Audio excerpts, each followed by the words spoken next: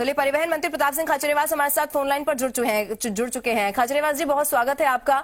गठबंधन तोड़ दिया गया है और इसी का लगातार जो है हनुमान बेनीवाल कहीं ना कहीं केंद्र को चेता रहे थे, चेतावनी देते आ रहे थे। आप कैसे इसको देख रहे हैं? देखिए, हनुमान बेनीवाल एक स्टूडेंट मूवमेंट से निकले हुए व्यक्ति हैं और किसान नेता हैं और आप इस बात को अच्छी तरह से जानते हैं कि उन्होंने बीजेपी को समर्थन देकर बीजेपी की सरकार बनाने में बड़ी भूमिका निभाई। जब ये किसान विरोधी बिल लाए गए तो जो उनके वो दल जो कि बीजेपी के साथ मिलकर चुनाव लड़े, उनको विश्वास में लिए बगैर ये किसानों के विरोध में बिल लाया गया, पूंजीपतियों के दबाव में। किसान ने कोई बिल मांगा नहीं था।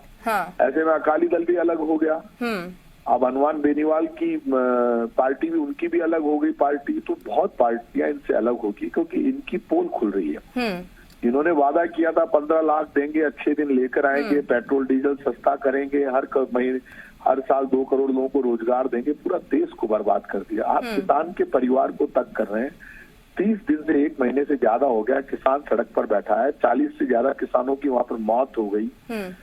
तो एक बाबा राम सिंह ने वहां पर आत्महत्या कर ली। यार, आपका दिल नहीं पसीज रहा, आप किसानों से लड़ना चाहते हैं। ऐसे में हनुमान बेनीवाल का उनका ये बड़ा फैसला है और ये किसानों के हित में है। मैं ये मानता हूँ कि कांग्रेस पार्टी तो पहले दिन से किसानों के लिए लड़ रही है। लोकसभा से लेकर यहाँ तक हमने तो सबसे राहुल गांधी जी ने अपील की कि सब दलों को साथ आकर किसानों की मदद करनी चाहिए। तो ऐसे में जो भी दल जो इनके साथ है, चाहे कहीं भी है, जो किसानों के समर्थन में उतरेगा, कांग्रेस पार्टी उन सब दलों का स्वागत भी करती है, धन्यवाद भी देती है। क्योंकि ये वक्त है, क्योंकि ये किसान का आंदोलन नहीं, अभी आवाम का आंदोलन है, जनता का आंदोलन है, हिंदुस्तान। और ये आवाज किसान की नहीं है, हिंदुस्तान की आवाज है। सबकी आत्मा रो रही है जो भी इनको देख रहा है। ऐसे में आज इनका ये बड़ा फैसला है, तो इस फैसले का अच्छा मानता हूँ और इससे निश्चित रूप से सबक लेना चाहिए मोदी सरकार को। और किसानों की मांगों के समर्थन में तुरंत प्रभाव से तीनों किसान विरोधी बिल वापस लेने चाहिए। क्योंकि इस बिल से ये स्पष्ट हो गया है कि आज तक आपका मेक इन इंडिया, आप कभी जो अलग अलग शाइनिंग इंडिया नारे देते हैं, सारे नारे आपके फेल हो गए। पाप करना बंद करो। कोई इनका विरोध करते हैं स्टूडेंट तो उनको कहते हैं टुकड़े टुकड़े गैंग के सदस्य हैं। कोई विरोध करने आता है कहते हैं उग्रवादी हैं। कोई आते हैं तो कहेंगे पाकिस्तानी है, ये खालिस्तानी है। भाई, जो इनका विरोध करे वो देश विरोधी हो जाता है। लेकिन खाचरियावास जी, विरोध तो लगातार हो रहा है ना। बहुत सारे दल हैं जिनकी ओर से विरोध किया गया है। विपक्ष कहीं ना कहीं एकजुट इसके खिलाफ होता हुआ नजर आ रहा है और लगातार विरोध कर रहा है। लेकिन इधर तो भारतीय जनता पार्टी अब जमीनी स्तर पर जाकर यानी कि किसान चौपाल आयोजित कर रही है, लोगों को समझाने की कोशिश कर रही है कि ये बिल तो आपके हित में है। क्या पार्टी सबक यहाँ से लेती हुई नजर आएगी? देखिए, किसान चौपाल का जहां तक सवाल है वो फेल हो गई है। झूठ, फरेब और धोखा ज्यादा दिन तक नहीं चलता है। दुनिया में पाप करने का किसी को हक नहीं है, सरकार चाहे कांग्रेस की हो चाहे बीजेपी की। झूठ ज्यादा दिन नहीं चलता। और इस वक्त किसान चौपाल कहाँ लग रही है? खुद के कार्यकर्ताओं में भाषण दे रहे हैं। किसान तो भगा रहे हैं, इनको जा ही नहीं रही किसान के बीच में।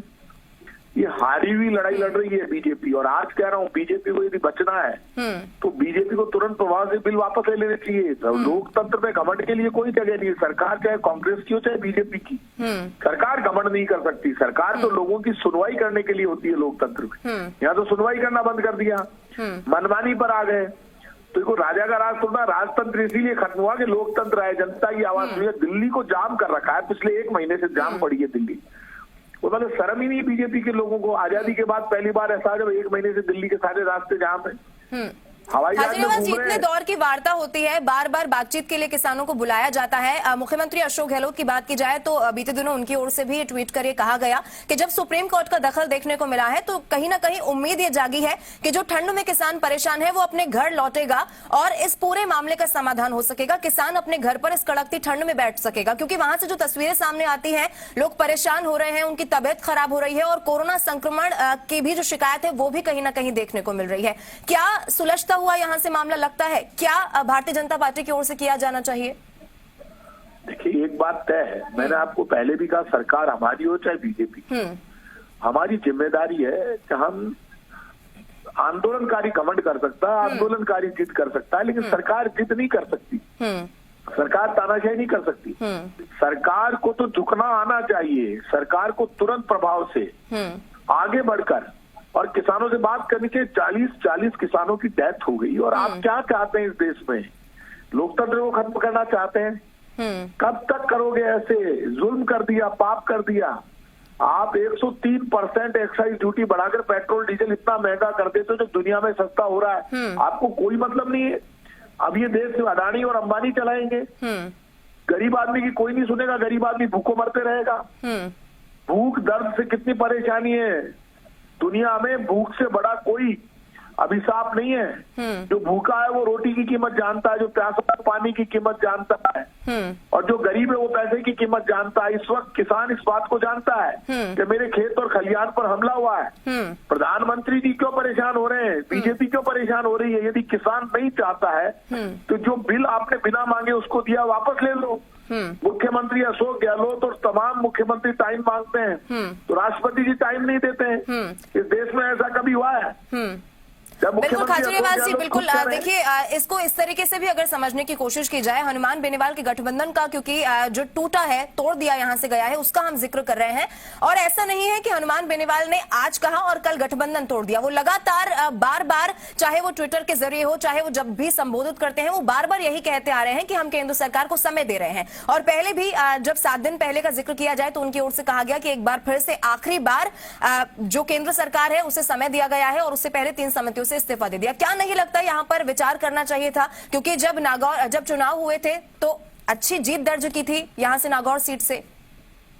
नो डाउट, जब इन्होंने हनुमान बेनीवाल से समझौता किया बीजेपी के लोगों ने, तो बीजेपी ने इसीलिए समझौता किया तो उनसे उनको फायदा लेना था। उनको फायदा मिला होगा। बीजेपी जिस घमंड की भाषा आज बोल रही है, तो हनुमान बेनीवाल ने तो अच्छा काम किया, किसानों का पक्ष लिया है। तो आगे बढ़कर यदि उन्होंने किसानों का पक्ष लिया है तो कांग्रेस पार्टी तो पहले से किसान के साथ खड़ी है। हम तो खुद कह रहे थे किसान के साथ 1 हो या 100 हो, 1000 हो या लाख हो, करोड़ हो, जो भी व्यक्ति किसान के साथ खड़ा है। इस किसान आंदोलन के समर्थन में राहुल गांधी के नेतृत्व में पूरी कांग्रेस लामबंद होकर पूरे देश में तैयार खड़ी है। और कांग्रेस आर पार का संघर्ष करने के लिए तैयार है। हमने साफ कहा है कि किसान के पक्ष में जो भी आदमी वहां जुट रहा है, आज क्या कौन व्यक्ति ऐसा है जो इस किसान का समर्थन नहीं कर रहा? हर घर में बैठा हुआ व्यक्ति आपका चैनल देखता है, सोशल मीडिया देखता है, उसकी आत्मा रोती है। उनको ऐसे मोदी जी कभी नजर नहीं आए थे। लोग मोदी जी पे बहुत भरोसा करते थे। बिल्कुल खाचरियावास जी, इसको